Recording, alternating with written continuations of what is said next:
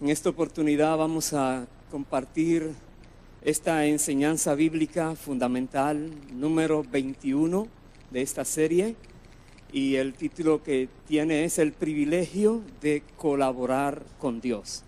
Estaremos mirando por qué Dios necesita personas que le colaboren cuando Él es el Todopoderoso que gobierna el universo. Sin embargo, Él ha dispuesto a seres humanos que le puedan colaborar. ¿Por qué y para qué y de qué manera lo podemos hacer? Sea el Señor mostrándonos siempre lo que Él quiere que hagamos. Dice el libro de 1 de Corintios, capítulo 3, versículos 9 al 11, lo siguiente: porque nosotros somos colaboradores de Dios, y vosotros sois labranza de Dios, edificio de Dios.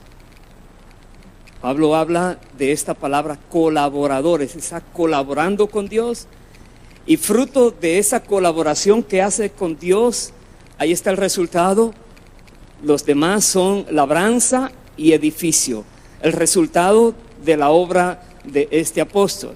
Él más dice: conforme a la gracia de Dios que me ha sido dada, yo como perito arquitecto puse el fundamento y otro edifica encima, pero cada uno mire cómo sobreedifica, porque nadie puede poner otro fundamento que el que está puesto, el cual es Jesucristo.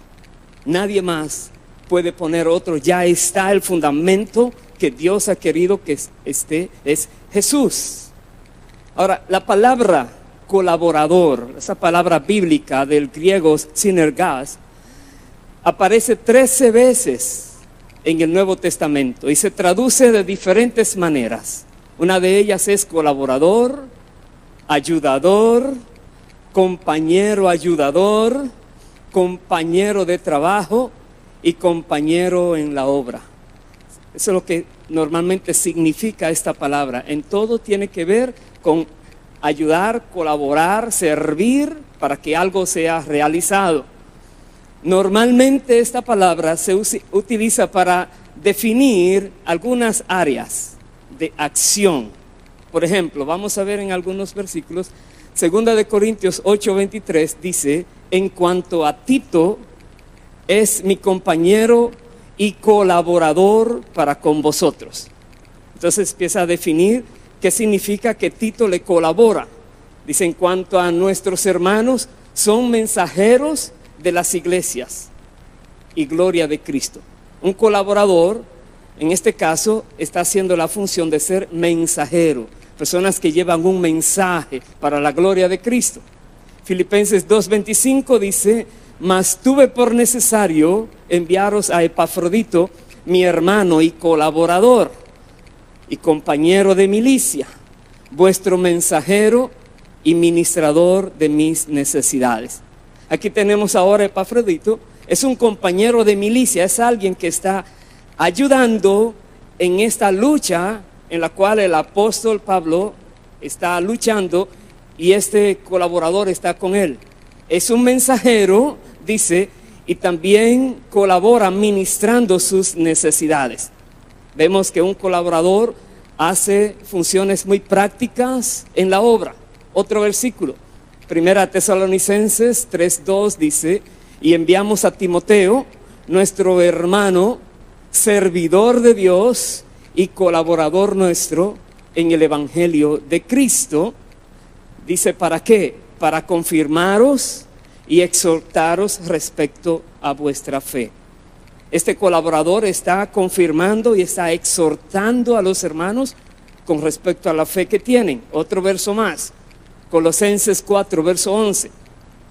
Dice, hablando de unos nombres de personas: son los únicos de la circuncisión que me ayudan en el reino de Dios. Esa palabra que me ayudan es sunergas, es la palabra colaborador.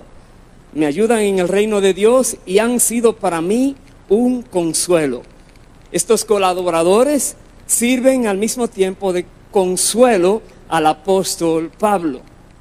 Otro versículo más, 3 de Juan.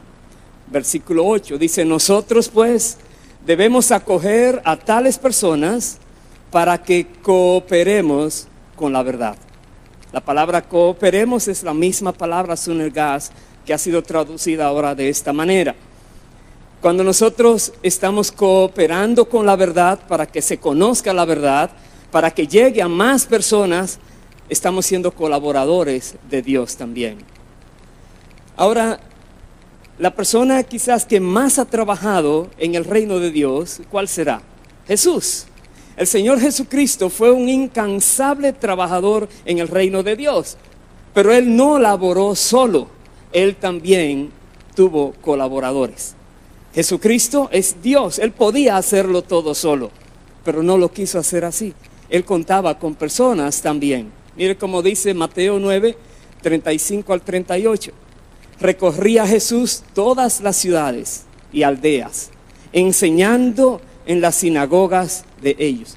Por todo lugar andaba el Señor, trabajando en el reino y predicando el evangelio del reino y sanando toda enfermedad y toda dolencia en el pueblo, trabajando fuertemente.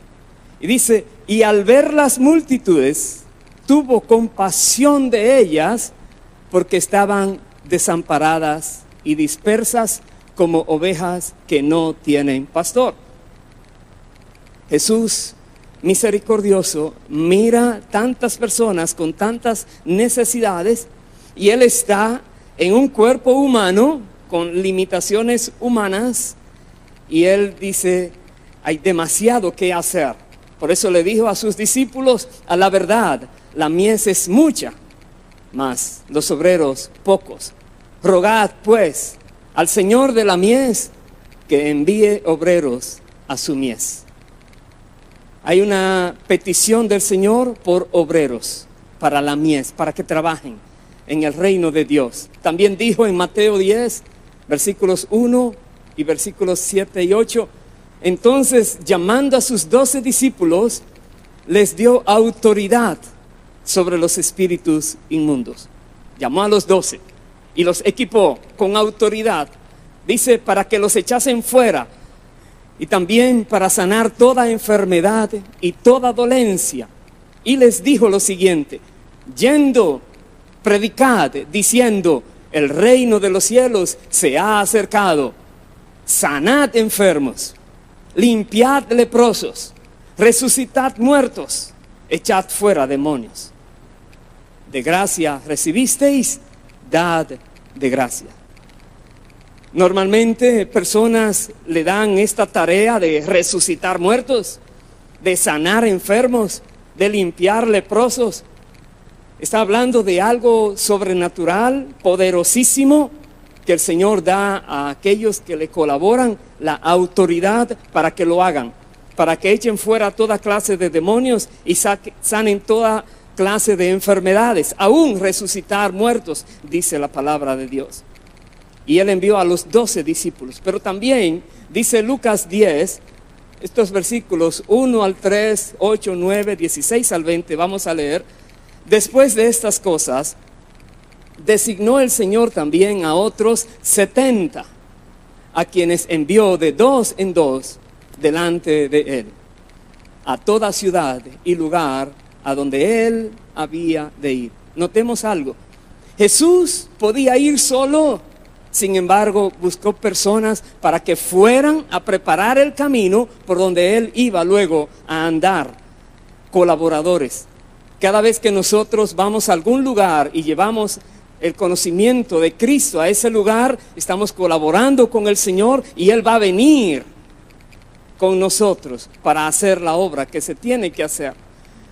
Les decía el Señor, la mies a la verdad es mucha, mas los obreros pocos.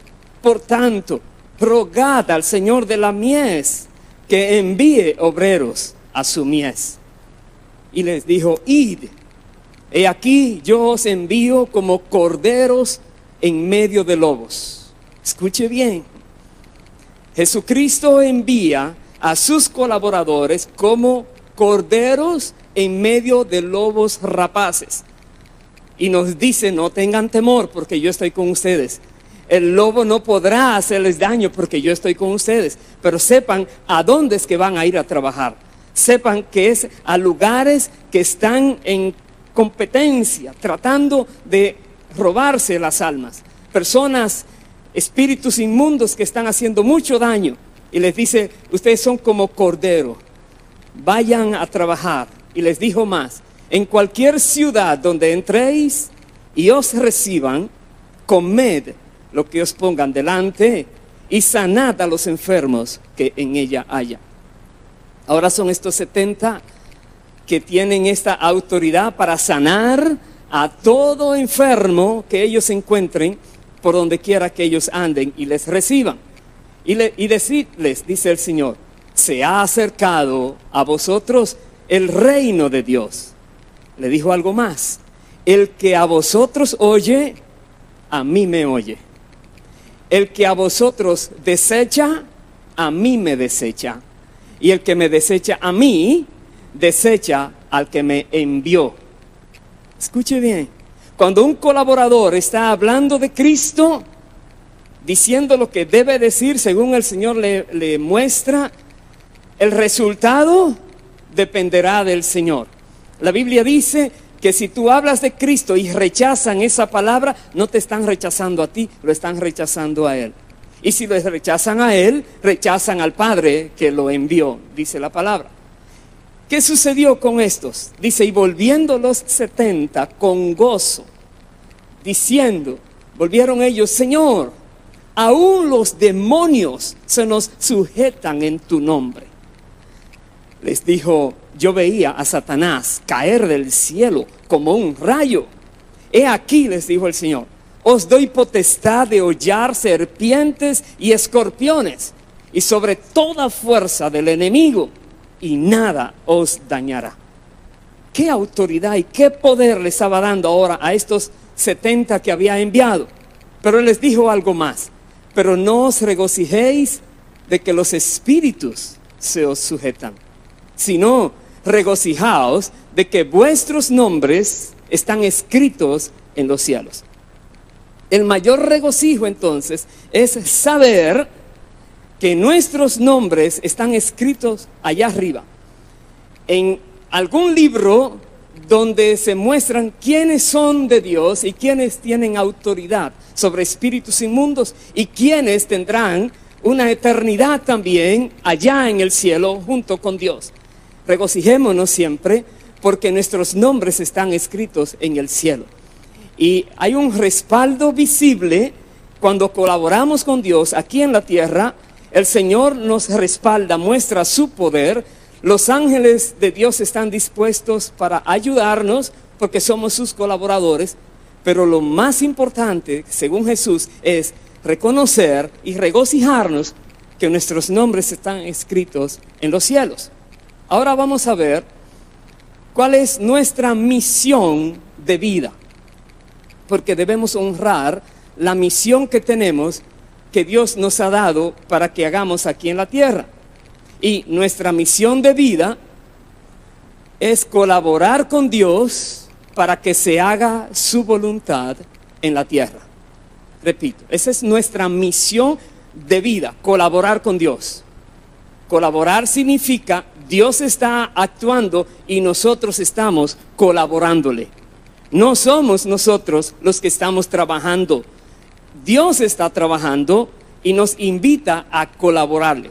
Y queremos entonces que se haga su voluntad en la tierra. Podemos conocer lo que debemos hacer entonces si nos hacemos esta pregunta. En 100 años, ¿qué es lo que va a importar? Tremenda pregunta. En 100 años. En 100 años, lo más probable es que tú y yo estaremos muertos. Estaremos en la eternidad. Entonces, ¿qué va a importar? ¿El carro? ¿La casa? ¿Las inversiones? ¿Los ahorros? ¿Los títulos de la universidad? ¿La carrera o el trabajo? ¿La Copa Mundial? ¿Qué va a importar en 100 años? ¿Sabes? En 100 años la única cosa que va a importar es si estamos en el cielo o en el infierno. Eso es lo único que importa en 100 años.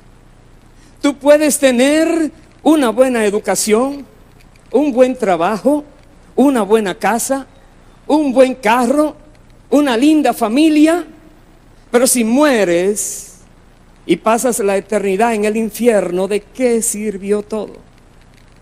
¿De qué sirvió esforzarte en la tierra cuando perdiste el objetivo por el cual existes? Pero si en 100 años estás en el cielo, todo lo que sufriste en esta vida no te va a importar. Más bien, si con tu vida pasajera lograste hacer una diferencia eterna, tu gozo nunca va a terminar. Gozaos y alegraos, decía el Señor. Dice, venid, benditos de mi Padre, disfruten el reino preparado para ustedes. Venid y gózate para siempre. ¿Por qué? Porque lograste hacer una diferencia eterna con tu vida terrenal. Eso es lo importante. Y muchas personas se afanan por lograr éxito en la tierra, ¿verdad? Y nos damos cuenta que en 100 años ese éxito fue pura vanidad, se perdió. Quizás lo recuerden en algún libro de historia o en algún libro de ciencias, o quizás hayan recuerdos en la familia, pero ¿de qué le valió todo el esfuerzo? Entonces, como el éxito de este mundo no tiene importancia eterna, hay que contestar esta otra pregunta. ¿Qué estás haciendo hoy que hará una diferencia en la eternidad? ¿Qué estás haciendo en tu vida y en la de los demás? ¿Cómo se te está yendo la vida? ¿La estás aprovechando para algo que está teniendo efecto eterno o la estás desperdiciando con respecto a ti y con respecto a los demás? ¿Y por qué los demás? Porque también en 100 años, ¿qué les va a importar a tus vecinos, a tus familiares, a tus amigos, a los compañeros de trabajo, a los compañeros de estudio, o aún a esas personas desconocidas que te rodean por donde quiera que andas día tras día? ¿Qué les va a importar a ellos en 100 años? Igual, si están en el cielo o si están en el infierno. ¿Sabes? Los colaboradores se necesitaron en el tiempo de Jesús. Jesús dijo, la mies es mucha, los obreros pocos. Rogad al Señor de la mies que envíe obreros. Se necesitaron en el tiempo de Jesús, pero se necesitan también en cada tiempo. Cada generación necesita obreros. Cada generación tiene que luchar por mantener en alto el evangelio. Cada generación hay personas de Dios que se disponen para servir al Señor. Y vamos a ver más adelante cuáles son algunos requisitos para poderle servir. Pero es importante reconocer que Dios cuenta con nosotros. Dios cuenta con nosotros. Donde sea que tú vivas o te muevas, Dios desea que le colabores, donde quiera tú estés. Nunca lo olvides. Debemos ser conscientes que nuestra misión de vida es similar a la misión de Jesucristo. Miramos a Jesús como el modelo, como el ejemplo. Y tenemos que buscar la manera, con la ayuda del Espíritu Santo, de ajustarnos a lo que Él nos manda para que nosotros seamos conformados a la imagen de Jesús, para que nosotros podamos llegar a la estatura del varón perfecto. Porque en la tierra nuestra misión terrenal es similar a su misión terrenal. Veamos un versículo, Mateo 20:28. Jesús dijo, el Hijo del Hombre no vino para ser servido, sino para servir y para dar su vida en rescate por muchos. Nos hacemos la pregunta, estamos conscientes de que no vinimos a esta tierra para que nos sirvan, sino para servir y también para dar nuestras vidas y que otros se beneficien, cortar de raíz el egoísmo. A eso vino el Señor. Y por lo tanto, Dios todavía nos tiene a nosotros aquí en la tierra con un motivo muy particular. ¿Cuál será? Que le sirvamos. Ese es el motivo por el cual estamos aquí, que sirvamos a Dios en lo que Él nos mande. Dice la palabra en 1 de Pedro 2:9, mas vosotros sois linaje escogido, real sacerdocio, nación santa, pueblo adquirido por Dios. Ese vosotros somos tú y yo. Somos linaje escogido por Dios. Tenemos un sacerdocio real y somos una nación santa, un pueblo que Dios ha comprado para Él, nos ha adquirido. ¿Para qué nos ha adquirido? Dice, para que anunciéis las virtudes de aquel que os llamó de las tinieblas a su luz admirable. Nuestra misión en la tierra tiene que ver con anunciar las virtudes de Cristo.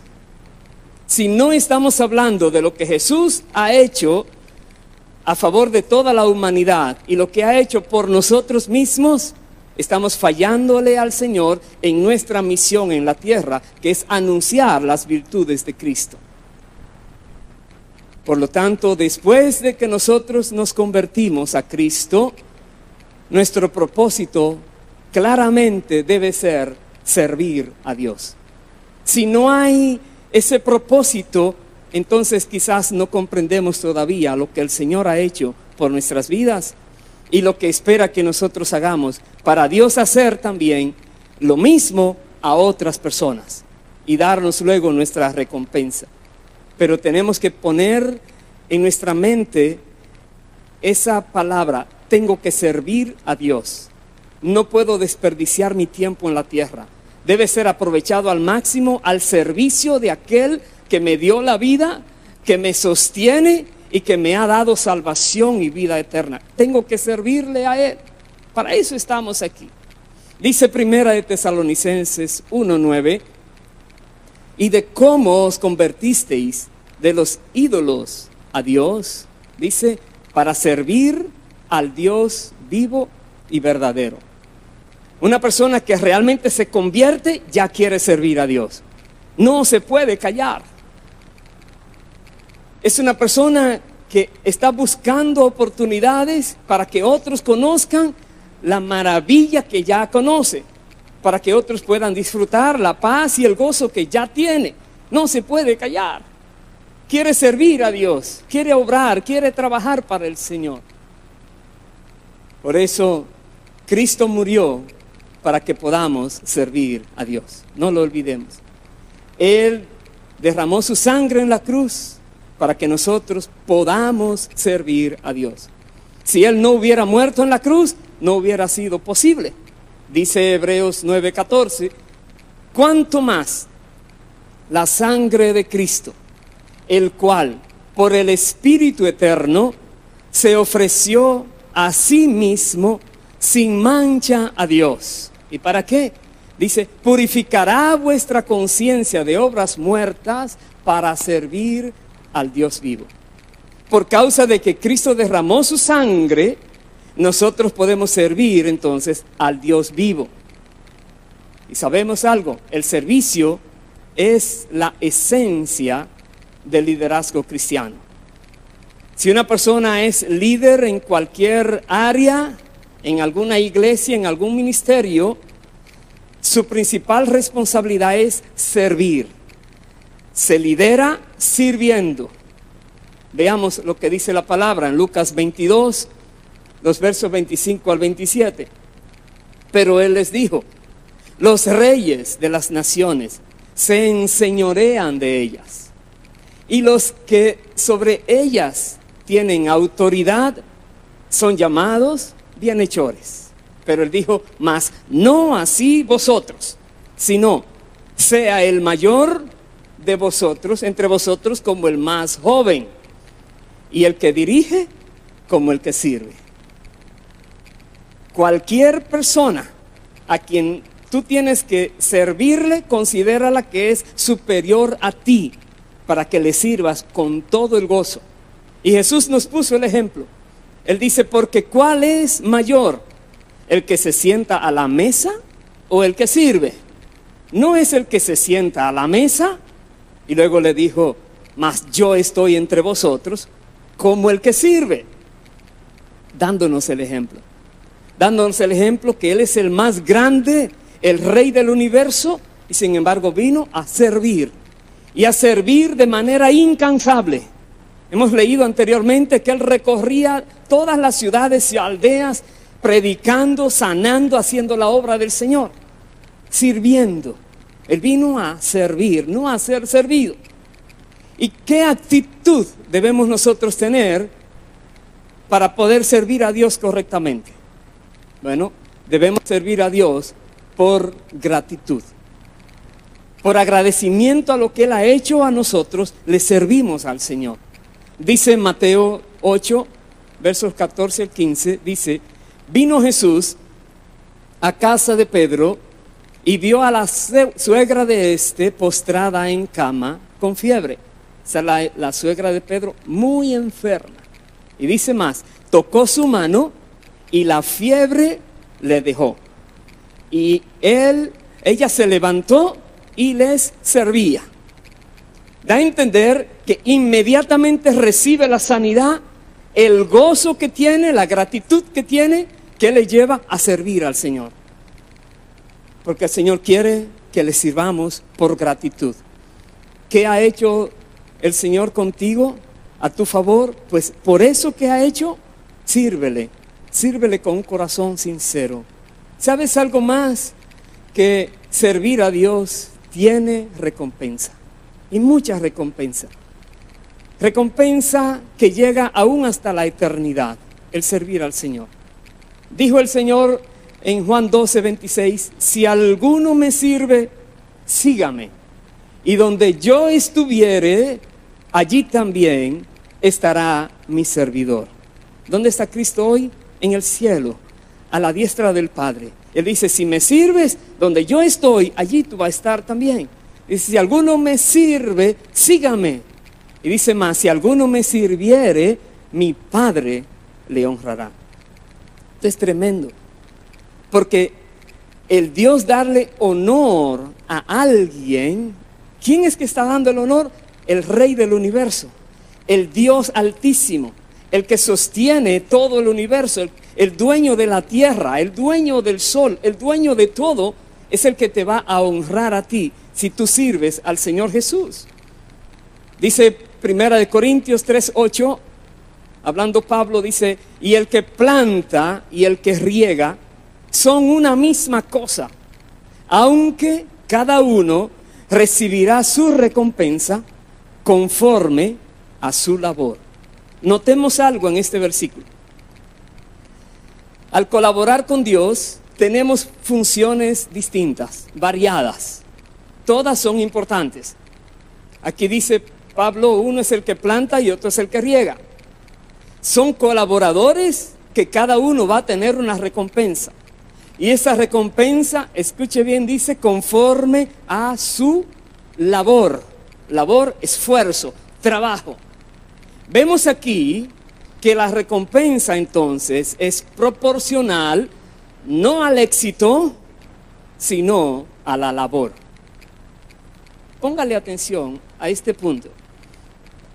Porque la Biblia dice que no se les pagará por resultados, sino por los esfuerzos. Hay un caso muy particular del profeta Jeremías. Jeremías estuvo predicando y al final el pueblo fue duro y vino la destrucción. Uno diría, ¿fracasó Jeremías en su misión? No, él hizo lo que tenía que hacer. Y él fue premiado porque fue obediente en un tiempo tan difícil, siguió haciendo lo que tenía que hacer. se esforzó, su esfuerzo será premiado. Dice 2 de Corintios 2, 14 al 16, mas a Dios gracias, el cual nos lleva siempre en triunfo en Cristo Jesús. Escuche lo que él dice, siempre está triunfando el apóstol Pablo, siempre dice, el cual nos lleva, no dice a veces, siempre en triunfo. ¿Y qué más dice? Y por medio de nosotros manifiesta en todo lugar el olor de su conocimiento. Y cuando dice nos lleva en triunfo, siempre usted dirá, él siempre que hablaba las personas se convertían, pero no era así. Él siempre que hablaba estaba haciendo lo que Dios decía que debía hacer y se esforzaba y estaba triunfando siempre. Él dice, porque para Dios somos grato olor de Cristo en los que se salvan y en los que se pierden. Entonces habían personas que se perdían porque no recibían el mensaje, pero él estaba dando el mensaje. A estos dice, ciertamente olor de muerte para muerte, y a aquellos olor de vida para vida. Cuando una persona predica de Cristo y alguien recibe esa predicación, Jesús dijo, si te escuchan, a mí me escucharon. Si te reciben, a mí me recibieron. Si te rechazan, a mí me rechazaron. Y si me rechazan a mí, rechazan al que me envió. Hemos visto anteriormente que Jesús dijo. Y aquí nos dice la palabra que estas personas que escuchan a Pablo hablar, están recibiendo un olor, un perfume que se llama Cristo. Y ese olor, entonces, será para vida o para muerte. Depende de qué hagan ellos en respuesta a lo que están escuchando. Puede ser que alguno tenga que, digamos, arar en terreno duro. Le tocó duro trabajar. Sí, hay personas así. O quizás le tocó sembrar en tierra estéril. Por más que hace lo que se tiene que hacer, no hay fruto. Puede ser. Recuerda, no es por el resultado final que Dios te va a premiar, sino por el esfuerzo que hagas en obedecer lo que Dios dice que debes hacer. Ahí es que va a venir el premio. Entonces, puede ser que te haya tocado duro o te toque duro. Este lugar, tierra estéril, hay piedras y hay pájaros y hay espinas y hay viajeros que ellos están obrando contra la semilla que siembras. Puede ser que haya mucha dificultad, pero no te desanimes. Estás trabajando para el Señor. Algunos ponen mucho esfuerzo en un pequeño campo y logran mucho. Uno diría, oh, estos sí están con éxito, estos sí están triunfando en el Evangelio, este ministerio es súper grande si le va bien. Y aquel que está allí, porque hay otros que dedican mucha labor por muchos años de su vida. Y sin embargo, el resultado que consiguen es muy pequeño. ¿Sabes? Cualquiera se desanimaría. Si lo que Dios va a recompensarle depende de cuántas personas recibieron el mensaje, cualquiera se desanima. Pero ¿qué dice el Señor? Está escrito. Jesús dijo, el que ciega no recibirá toda la recompensa. Pues el que siembra también va a recibir su porción. No quiere decir que si a alguien le tocó mucho, ese va a tener demasiado. No, porque lo que él tiene, lo más probable es que muchos otros han sembrado para que él pueda cosechar lo que está cosechando. Así dijo el Señor, Juan 4, 31 al 38. Entre tanto los discípulos les rogaban diciendo, Rabí, come. Él les dijo, yo tengo una comida que comer que vosotros no sabéis. Esto es cuando el Señor estaba hablando con la samaritana en el pozo, que ellos se habían ido a buscar alimento y ahora lo encuentran a él hablando allí. Él tenía hambre y ellos quieren que él coma. Él dice, no, estoy comiendo, ustedes no saben lo que estoy comiendo. Le dice más, dice entonces los discípulos decían unos a otros, ¿le habrá traído alguien de comer? Jesús les dijo, mi comida es que haga la voluntad del que me envió y que acabe su obra. Esa es la comida. Cuando una persona está en serio con lo de Dios, el hambre se va, la sed se va, el cansancio se va, cuando tú sabes que tienes que actuar en ese momento preciso. Y Jesús les dijo lo siguiente: ¿no decís vosotros, aún faltan 4 meses para que llegue la siega? He aquí os digo, alzad vuestros ojos y mirad los campos, porque ya están blancos para la siega. Hermanos, Jesús está aquí hablando, utilizando algo práctico, natural, que ellos están acostumbrados a ver, campos que están para madurar y cosechar una siega, cegar algo que ellos están esperando, pero Jesús ahora lo lleva al punto espiritual. Miren los campos, ya están blancos, está hablando espiritualmente, está hablando de personas que necesitan de Dios, almas que están sedientas por Dios. Y le dije, miren, ¿qué más le dijo? El que ciega recibe salario y recoge fruto para vida eterna, para que el que siembra, dice, goce juntamente con el que ciega. Escuche bien, el que está cegando le van a pagar, pero el que sembró quizás no está allí, pero le van a pagar también. Ambos van a tener su recompensa. Y dijo más, porque en esto es verdadero el dicho, uno es el que siembra y otro es el que ciega. Jesús dijo, yo os he enviado a cegar lo que vosotros no labrasteis. Otros labraron y vosotros habéis entrado en sus labores. Hay personas que predican el evangelio y tan fácil que otros se convierten. Y dirán, uy, tremenda unción tengo.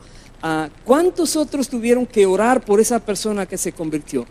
¿A cuántas personas escuchó anteriormente? ¿Cuántos discutieron con esa persona anteriormente? Todos ellos estuvieron sembrando en esa alma y al final recibiste la cosecha, pero aquellos van a tener recompensa también. Eso dice la palabra. Así que, servidores, nunca se desanimen. Dios es fiel y no olvidará la obra de amor que ustedes hacen. Porque servimos al Señor por amor a Cristo y por amor a las almas. No te desanimes. Nunca estés comparando tu esfuerzo con el poquito resultado que puedas tener. Nunca pienses así, porque Dios no lo mira así. Dios mira el esfuerzo y te dice, buen siervo fiel. En lo poco has sido fiel, en lo mucho te pondré. Entra en el gozo de tu Señor, te va a decir. No te desanimes. No seas de los que se cansan y dicen que van a tirar la toalla o que ya se van a hacer otras cosas. No lo hagas. Sigue adelante, porque Dios tiene más trabajo que darte a ti. ¿Qué dice Hebreos 6:10? Porque Dios no es injusto para olvidar vuestra obra y el trabajo de amor que habéis mostrado hacia su nombre, habiendo servido a los santos y sirviéndoles aún. Dios no es injusto para olvidarlo. Dios siempre se va a acordar de lo que has hecho. Por lo tanto, tomemos, hermanos queridos, en serio el privilegio de que nosotros somos colaboradores de Dios, porque Dios cuenta con nosotros. Tomemos en serio este privilegio. Dios está contando con su iglesia, con sus hijos en la tierra, con su pueblo. Dios nos manda a predicar la palabra. Nos dice que debemos evangelizar, que debemos redarguir, reprender, exhortar. Nos manda el Señor. Tenemos que predicar el evangelio. Tenemos que confrontar a las personas con ideas raras que tienen y tenemos que ayudarles a entender, exhortándoles. Tenemos que ayudarles también a ver las cosas como son. Así dice la palabra en 2 de Timoteo 4:2. Dice que prediques la palabra, que instes a tiempo y fuera de tiempo. Redarguye, reprende, exhorta con toda paciencia y doctrina. A eso nos manda la Biblia. ¿Y para qué Dios quiere que nosotros hagamos todo esto? ¿Cuál es el objetivo? ¿Sabes cuál es el objetivo? Que las personas se arrepientan de sus malas obras, que se arrepientan y que reciban el perdón de Dios. Eso es lo que buscamos. ¿Para qué? Para que pasen la eternidad en el cielo y no en el lago de fuego. Para eso es que predicamos, exhortamos, reprendemos, enseñamos y todo lo que haya que hacer, que ellos se arrepientan, para que cuando mueran no se pierdan, sino que vayan al cielo a estar eternamente. Y otra vez tenemos el ejemplo en Cristo Jesús. ¿Cómo lo hizo Jesús? ¿Cuál fue su principal mensaje? ¿Cuál sería? Llamar a los pecadores al arrepentimiento. Veamos algunas citas. Mateo 9:13 dice, Jesús les dijo, id pues y aprended lo que significa misericordia quiero y no sacrificio. Más le dijo, porque no he venido a llamar a justos, sino a pecadores. ¿A qué? Al arrepentimiento. Jesús vino a llamar a los pecadores a que se arrepientan. En otra oportunidad dijo, Lucas 5, 31, 32, respondiendo Jesús les dijo, los que están sanos no tienen necesidad de médico, sino los enfermos. No he venido a llamar a justos, sino a pecadores al arrepentimiento. No es a estar confraternizando con los pecadores, es ir donde ellos están para confrontarlos con la palabra y procurar que la comprendan y se arrepientan. Entonces tenemos una meta. El arrepentimiento es nuestra meta. Cuando hablamos con un pecador que está perdido y muerto en sus delitos y pecados, nuestra meta es que se arrepienta. Nosotros no queremos que solo haga una oración. Como le dicen, haz esta oración y ya todo está arreglado. No es una oración, sino que se arrepienta. Ese es el mensaje. ¿Por qué? Arrepentimiento implica lo siguiente: reconocer y confesar sus pecados y también apartarse de ellos. Otra vez, reconocer que es pecador, confiesa lo que ha hecho y decide apartarse. Así dice Proverbios 28:13.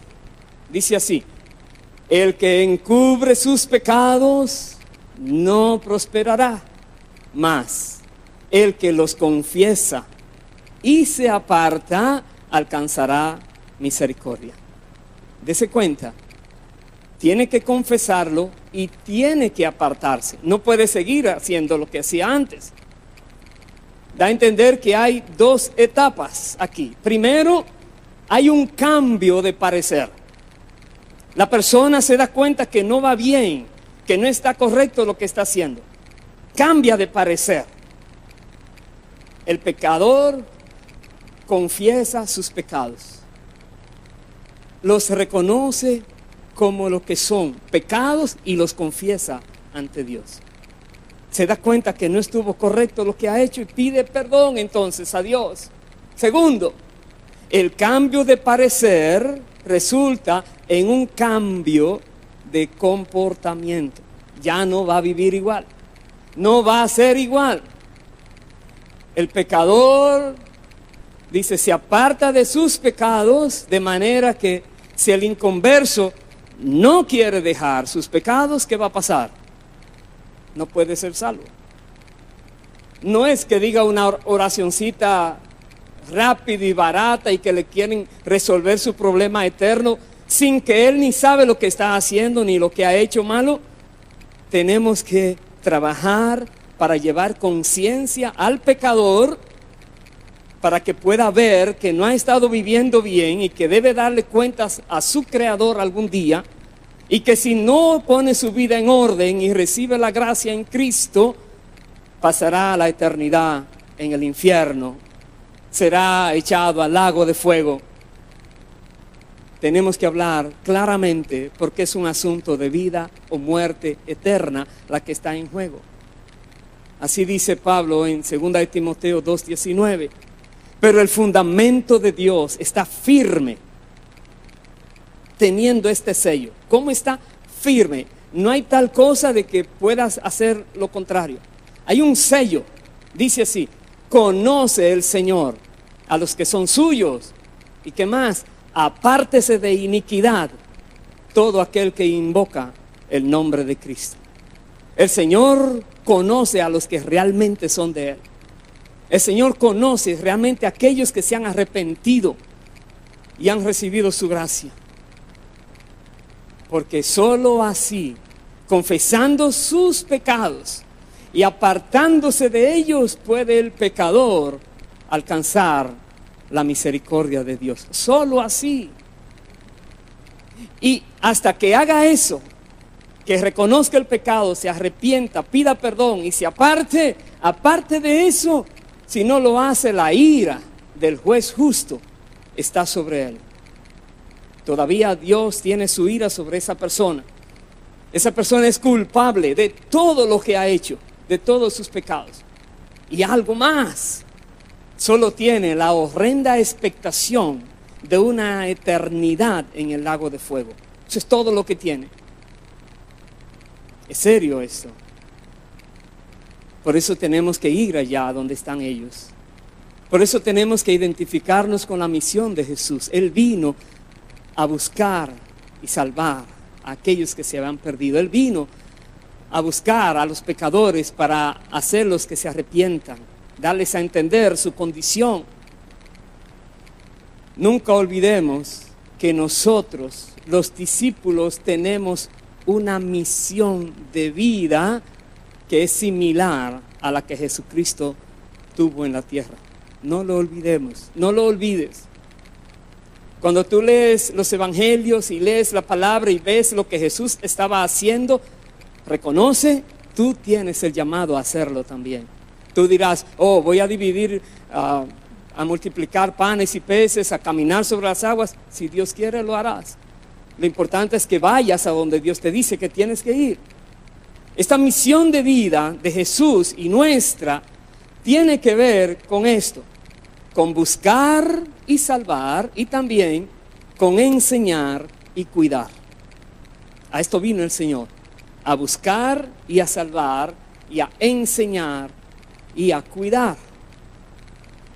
Tenemos primero que buscar y salvar. Esto es vital.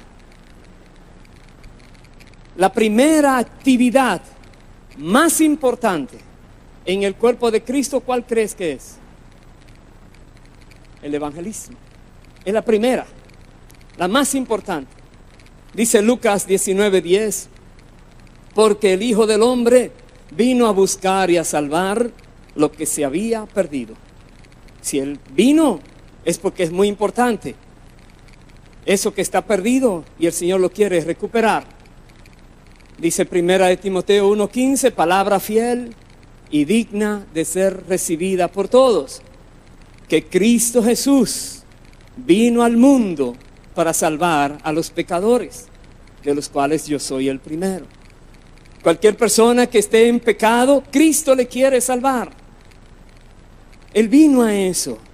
Y recuerda, tú y yo estamos en la tierra para también hacer la obra del Señor. Si las personas no conocen de Cristo, ¿cómo van a nacer de nuevo? Por eso el evangelio es lo primero. ¿Cómo va a nacer alguien si no le han hablado de Cristo? ¿A quiénes entonces vamos a enseñar? ¿A quiénes vamos a cuidar, a discipular? ¿A quiénes? Los evangelistas son tan importantes que están sembrando esa semilla bendita. No se cansen, nunca se fatiguen, pídanle a Dios fuerzas, que Él se las va a dar, pero sigan esa labor, porque de ustedes va a depender que entonces ellos vengan para que sean cuidados y enseñados y discipulados más adelante. Pero es tan importante, dice la palabra, ¿cómo creerán en aquel de quien no han oído? ¿Y cómo oirán sin haber quien les predique? Romanos 10:14. ¿Cómo vamos a callar cuando hay tantas personas perdidas? ¿Sabes algo? Dios pudo hacerlo diferente, porque Dios tiene millones y millones de ángeles a su servicio. Y la Biblia dice que los ángeles de Dios son ministros que están a nuestro servicio, al servicio de la iglesia.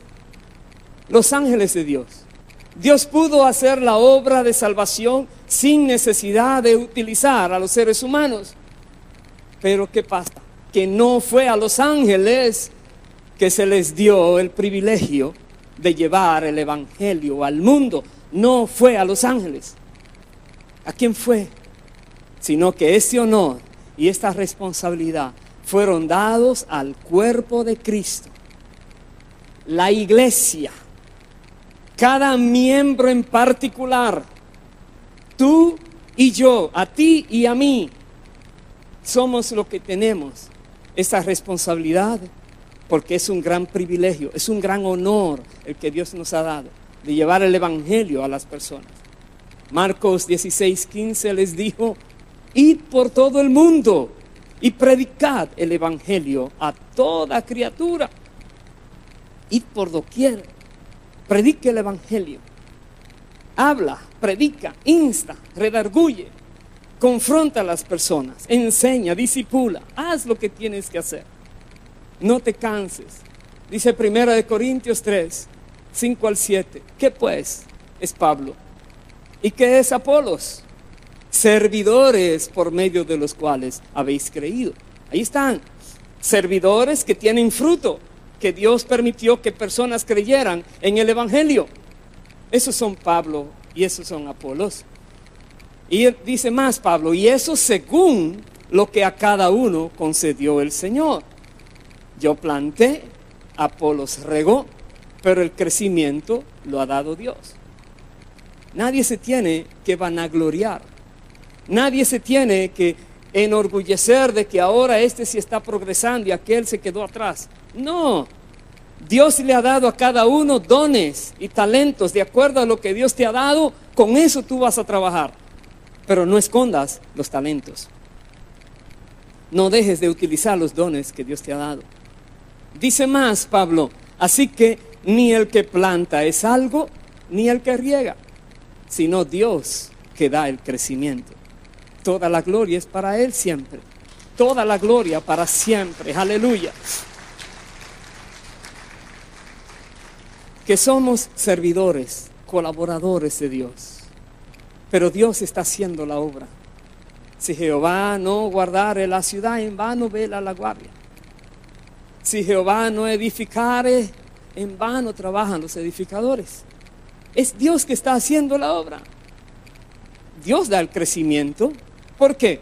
Cuando Pablo planta y Apolos riega, Dios da el crecimiento. ¿Por qué? Porque no estamos laborando en vano. Dios nos quiere como colaboradores porque Él está haciendo una obra. Va a haber crecimiento, va a haber resultado. Da a entender en cualquier generación, cuando hombres como Pablo y Apolos plantan y riegan, tenemos la seguridad de que habrá un crecimiento. Claro que sí. ¿Por qué? Porque Dios siempre va a bendecir el trabajo que se hace correctamente. Un trabajo bien hecho, lo va a bendecir. Cuando la buena semilla es sembrada, Dios le hará que dé fruto. Así dice la palabra, Isaías 55, 10 y 11. Dice: porque como desciende de los cielos la lluvia y la nieve, y no vuelve allá, sino que riega la tierra y la hace germinar y producir, dice, y da semilla al que siembra y pan al que come, da fruto, dice, así será mi palabra que sale de mi boca. No volverá a mí vacía, sino que hará lo que yo quiero y será prosperada en aquello para que la envíe. Dios dice: la palabra no regresará vacía. ¿Quiénes tienen la palabra? Nosotros, los seres humanos. ¿Sabes qué? el tesoro del Evangelio todavía sigue siendo transportado en vasijas de barro. Todavía ese gran tesoro está usando personas que lo lleven de un lugar a otro. Dice 1 Corintios 1:21, agradó a Dios salvar a los creyentes por la locura de la predicación. No dice por el servicio de ángeles que se le aparecieron, sino porque personas predicaron el Evangelio. Y a Dios le agradó entonces ese método para salvar a las personas. Dios, en su sabiduría y en su soberanía, ha establecido que el hombre redimido anuncia el Evangelio al hombre perdido. Eso es lo que Dios ha dispuesto. El que conoce tiene que enseñar al que no conoce. El que recibió algo tiene ahora que mostrarle a otro que también puede recibirlo. El que ha sido redimido ahora tiene que llevar el conocimiento a los que todavía no lo son. Esto podemos observarlo en 3 relatos bíblicos que vamos a mirar rápidamente. El primero, Cristo se encontró con el apóstol Pablo camino a Damasco, pero el Señor no le predicó el Evangelio a Pablo. Cuando Pablo cayó del caballo, el Señor no le habló el Evangelio seguido. ¿Qué hizo? Sino que usó a Ananías como el colaborador que llevaría las buenas nuevas a Pablo. Así dice Hechos 9 en varios versículos. Dice, mas yendo por el camino, aconteció que al llegar cerca de Damasco, repentinamente les rodeó un resplandor de luz del cielo, y cayendo en tierra, este es Saulo de Tarso que iba persiguiendo a los cristianos, dice, cayendo en tierra, oyó una voz que le decía, Saulo, Saulo, ¿por qué me persigues? Y él dijo, ¿quién eres, Señor? Jesús le dijo, yo soy Jesús, a quien tú persigues. Dura cosa te es dar coces contra el aguijón.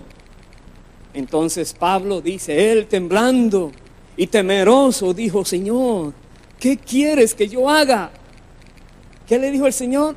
Le dijo, levántate y entra en la ciudad y se te dirá lo que debes hacer. Él podía decírselo seguido. Buscó un colaborador que lo hiciera. Dice, había entonces en Damasco un discípulo llamado Ananías, a quien el Señor dijo en visión, Ananías. Y él respondió, heme aquí, Señor. El Señor le dijo, levántate y ve a la calle que se llama Derecha y busca en casa de Judas a uno llamado Saulo de Tarso. Dice, porque he aquí él ora. ¿Qué dirección más bien dada? En visión, decirle, ve a tal sitio, en tal calle, en tal casa, y allí hay una persona que está orando y vio una visión. Es el Señor hablando. Y dice, y ha visto en visión un varón llamado Ananías. Hasta le mostró el Señor el nombre del que le iba a visitar. Dice que entra y le pone las manos encima para que recobre la vista. Y fue entonces Ananías y entró en la casa.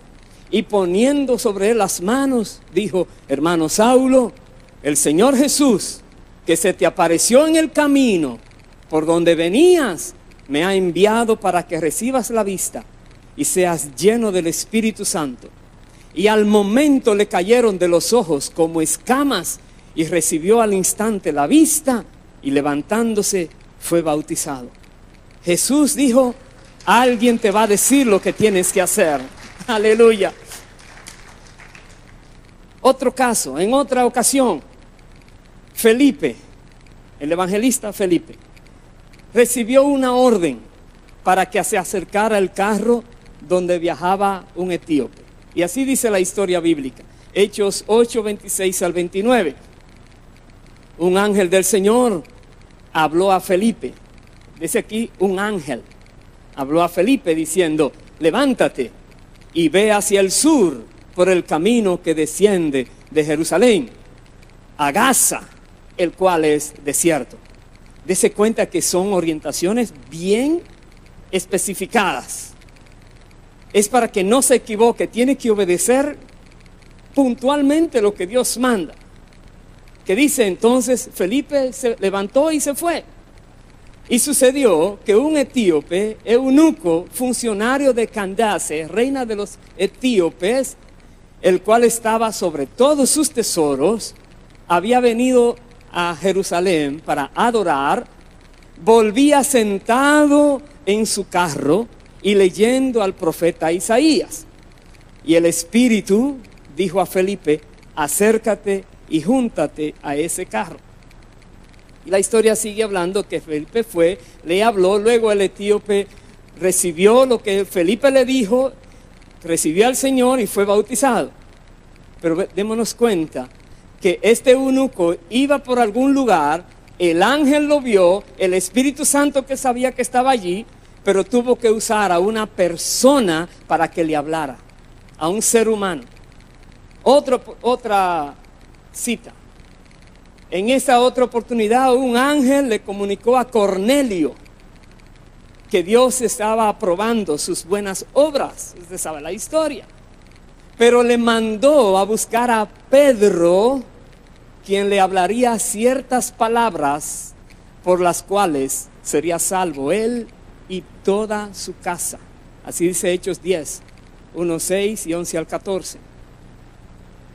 Cornelio recibe esta visitación de un ángel y le dice, tus ofrendas han sido recibidas, han llegado delante de Dios. Y qué bueno, qué buena noticia. Ahora manda a buscar a alguien que se llama Pedro, que él tiene algo que decirte.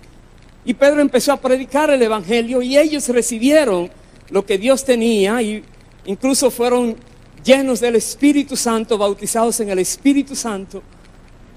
Pero Dios utilizó a un colaborador humano también.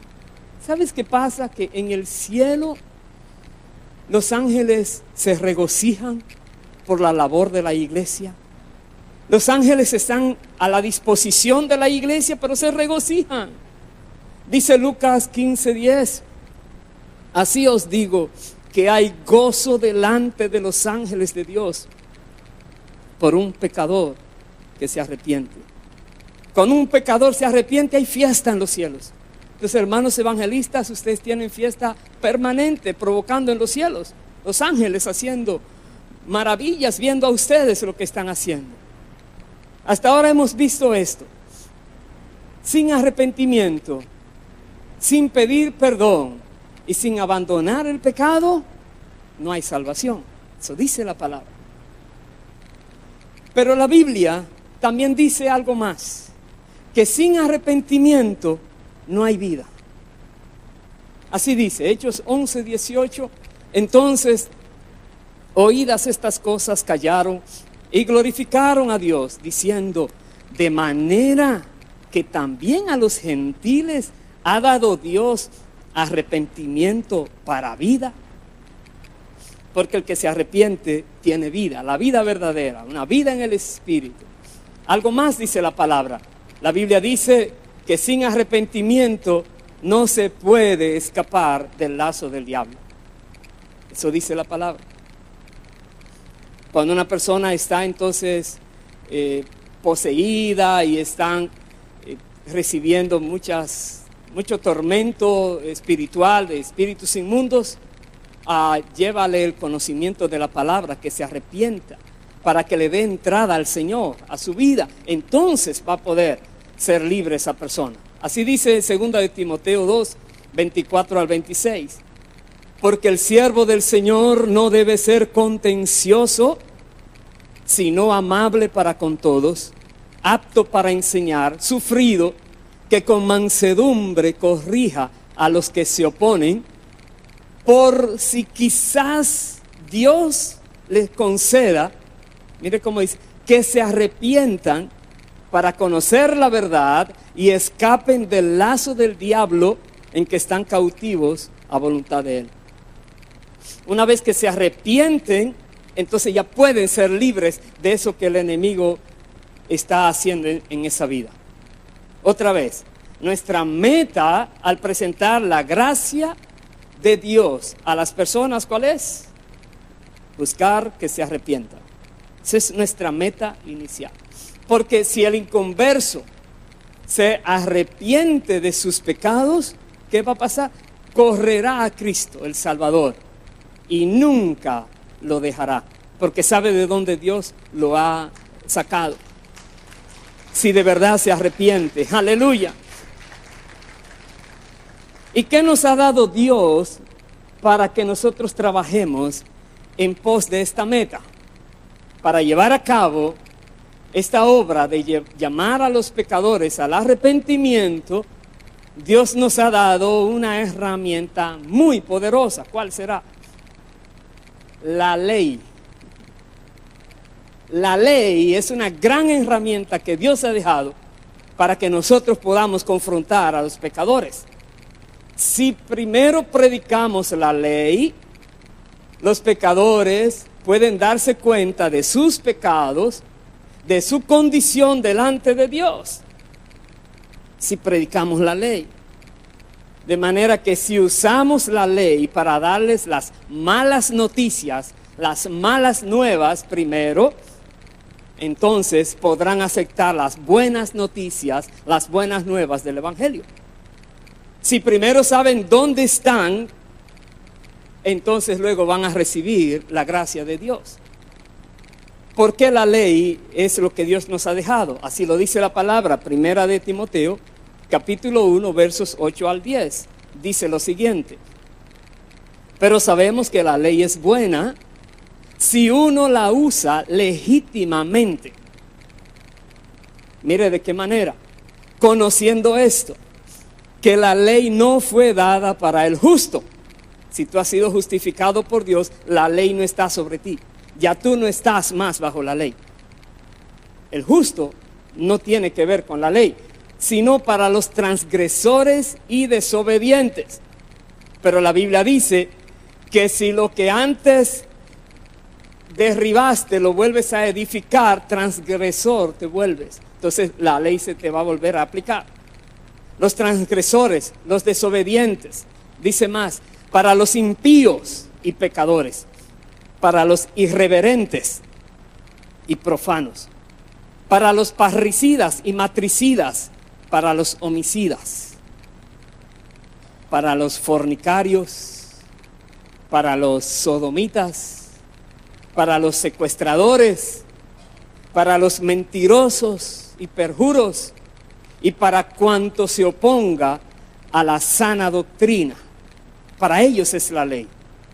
Pero también dice la palabra en Isaías 55, 6, 7, buscad a Jehová mientras puede ser hallado. Llamadle en tanto que está cercano. Deje el impío su camino y el hombre inicuo sus pensamientos, y vuélvase a Jehová, el cual tendrá de él misericordia, y al Dios nuestro, el cual será amplio en perdonar. Entonces está el llamado. Después que le muestras la ley, entonces viene ahora a mostrarle la gracia de Dios. ¿Qué ha hecho Cristo? Que si él se refugia en lo que Jesús ha hecho y se arrepiente y deja esa vida de pecado, entonces va a obtener la misericordia de Dios. ¿Qué tenemos que hacer nosotros en nuestra misión también? Habíamos dicho que Jesús vino a buscar y a salvar, pero también vino a enseñar. Nosotros tenemos como misión enseñar a aquellos que han sido alcanzados para Cristo. Y no podemos descuidarnos en esto. El que hace discípulos sabe que es un colaborador de Dios en la edificación del cuerpo de Cristo. Todos los que estamos sirviendo al Señor, enseñando, ayudando en cualquier área para que otros aprendan de la palabra, somos colaboradores. Debemos enseñar y debemos cuidar a los que han sido alcanzados por el Evangelio. No podemos dejarlos a un lado. No podemos creer que porque alguien los evangelizó ya van a crecer solos. No es así. Se requiere enseñanza. El ejemplo, Jesús enseñaba. Dice la palabra, enseñaba en las sinagogas de ellos y era glorificado por todos. Lucas 4:15. ¿Y qué hace Jesús? Jesús espera que sus discípulos también enseñen a otros. Dice la palabra, Mateo 28, 18 al 20, en la gran comisión, Él dice, enseñándoles que guarden todas las cosas que os he mandado. Hechos 20, 26, 28, dice Pablo, por tanto, yo os protesto en el día de hoy, que estoy limpio de la sangre de todos, dice Pablo. ¡Qué expresión! ¿Por qué dice Pablo esto? Él dice, porque no he rehuido anunciaros todo el consejo de Dios. Pablo se encargó de enseñar todo lo que tenía que enseñar a las personas que le tocó. Y él dice, no guardé nada, les enseñé todo. Estoy limpio de la sangre de ustedes. Dando a entender, si son desobedientes, su sangre será sobre ustedes, pero él será limpio. Dice entonces, por tanto, mirad por vosotros y por todo el rebaño en que el Espíritu Santo os ha puesto por obispos, para apacentar la iglesia del Señor, la cual Él ganó por su propia sangre. Tenemos que ser cuidadosos, enseñar y apacentar a aquellos que fueron evangelizados. Y ya para terminar, en este último punto, Pablo dijo algo a Timoteo, segunda de Timoteo 2, versos 1 al 7, dice, tú pues, hijo mío, esfuérzate en la gracia que es en Cristo Jesús. Un colaborador necesita esforzarse. No lo puede tomar suave, a la ligera, todo va a salir bien. Esfuérzate lo más que puedas en la gracia que es en Cristo Jesús. Y él le dijo algo, lo que has oído de mí ante muchos testigos, esto encarga a hombres fieles que sean idóneos para enseñar también a otros. Personas que puedan seguir enseñando. Y él le dijo algo más. Tú pues sufre penalidades como buen soldado de Jesucristo. Ninguno que milita se enreda en los negocios de la vida a fin de agradar a aquel que lo tomó por soldado. Y también el que lucha como atleta no es coronado si no lucha legítimamente. El labrador, para participar de los frutos, tiene que trabajar primero. No hay tal cosa como que viene de gratis. Tienes que trabajar, esforzarte. Y dice, considera lo que te digo. Y el Señor te dé entendimiento en todo. Dios espera que los colaboradores nos esforcemos, trabajemos, hagamos lo que tenemos que hacer. Y te hago esta pregunta, ¿estás consciente del servicio que Dios espera de ti? ¿Estás consciente que tú eres alguien que Dios quiere usar? Puedes también tú decir, como dijo David, Jehová cumplirá su propósito en mí. Puedes hacer una declaración de que se va a cumplir el propósito de Dios por el cual tú existes. Salmo 138, 8. Observa el consejo que David le dijo a Salomón. Dijo, tú Salomón, hijo mío, reconoce al Dios de tu padre y sírvele con corazón perfecto y con ánimo voluntario. Los colaboradores debemos saber a quién estamos sirviendo y debemos tener un corazón perfecto y un ánimo voluntario, dispuesto. Dice, porque Jehová escudriña los corazones de todos y entiende todo intento de los pensamientos.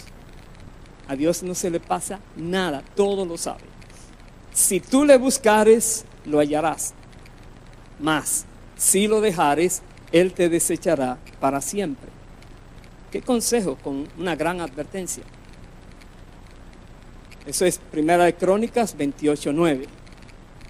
Dios espera que le sirvamos con fidelidad, que no le fallemos. No seamos como Saúl, este rey que provocó el descontento de Dios. Dice Primera de Samuel 15, 10 y 11, vino palabra de Jehová a Samuel, diciendo, me pesa haber puesto por rey a Saúl. Dios mío. Que Dios no diga eso de ninguno de nosotros. Él dice, porque se ha vuelto en pos de mí y no ha cumplido mis palabras. ¿Estás dispuesto a servir a Dios procurando con diligencia no fallarle? Esto requiere mucho. ¿Estás dispuesto a arriesgar todo con tal de agradar a Dios? Arriesgarlo. Que nada valga más que servir a Dios y que Dios esté agradado de ti. Dice el Señor, Mateo 13, 44 al 46, lo siguiente. Además, el reino de los cielos es semejante a un tesoro escondido en un campo. Un tesoro. El cual un hombre halla y lo esconde de nuevo, y gozoso por ello va y vende todo lo que tiene y compra aquel terreno, aquel campo. El reino de los cielos vale más que todo lo que tenemos en la tierra. Vale más, dice. Tú puedes dejarlo todo, pero el tesoro que estás obteniendo no se puede comparar. Le dijo el Señor también, el reino de los cielos es semejante a un mercader que busca buenas perlas. Dice, que habiendo hallado una perla preciosa, fue y vendió todo lo que tenía y la compró. Requiere mucho, más. Mateo 10, 37, 39, Jesús dijo, el que ama a padre o madre más que a mí, no es digno de mí. El que ama a hijo o hija más que a mí, no es digno de mí. El que no toma su cruz y sigue en pos de mí, no es digno de mí. El que haya su vida, la perderá. Y el que pierde su vida por causa de mí, la hallará. Requiere entrega total. Dijo más, Lucas 9, 6, 2, dice, Jesús le dijo, ninguno que poniendo su mano en el arado mira hacia atrás es apto para el reino de Dios. Por eso es que no te puedes desanimar. Por eso es que no te puedes rendir. Si pusiste la mano en el arado, no retrocedas, no mires atrás, no mires lo que dejaste. Segunda de Corintios 4, 16 al 18, dice Pablo, por tanto no desmayamos. Antes, aunque nuestro hombre exterior se va desgastando, el interior, no obstante, se renueva de día en día, porque esta leve tribulación momentánea produce en nosotros un cada vez más excelente y eterno peso de gloria, no mirando nosotros las cosas que se ven, sino las que no se ven, porque las cosas que se ven son temporales, pero las que no se ven son eternas. Una mirada en lo eterno. También dijo, he peleado la buena batalla, he acabado la carrera, he guardado la fe.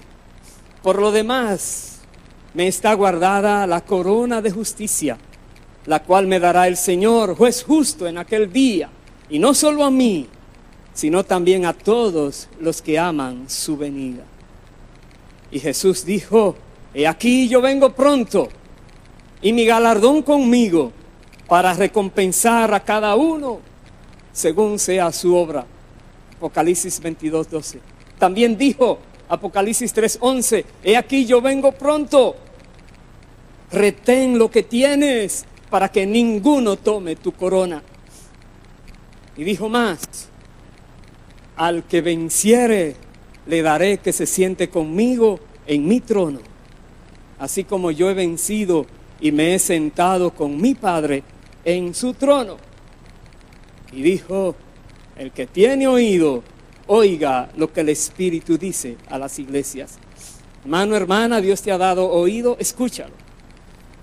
Mas al Dios de toda gracia, que nos llamó a su gloria eterna en Jesucristo, a Él sea la gloria y el imperio por los siglos de los siglos.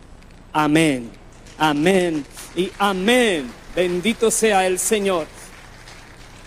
Sea el Señor permitiendo que su palabra bendita pueda tener en nosotros cabida para que dé fruto en abundancia para su gloria. Pongámonos en pie, por favor, y vamos a orar.